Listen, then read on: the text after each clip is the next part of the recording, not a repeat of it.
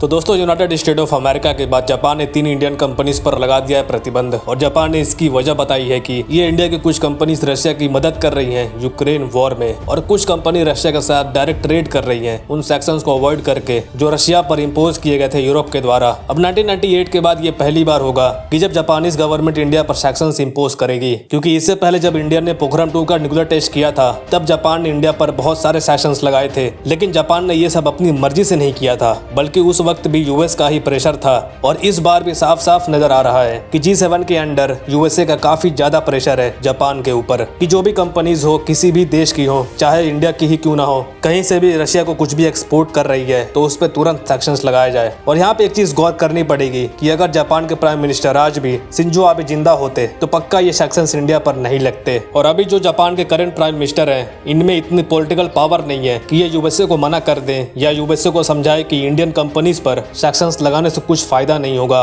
और कहा यह भी जा रहा है कि आगे चलकर हो सकता है कि G7 के बाकी देश भी बहुत ही जल्द इंडियन कंपनीज पर सेक्शंस लगाएंगे। तो खैर, आपको नहीं लगता अमेरिका इंडिया की इकोनॉमिक ग्रोथ को देखकर जेलस हो रहा है, इसलिए एक एक करके इंडियन कंपनीज पर सेक्शंस लगा रहा? आपको क्या लगता है? कमेंट्स में हमें जरूर बताइए। एंड मोस्ट इंपॉर्टेंट, इस चैनल को भी सब्सक्राइब जरूर करिए।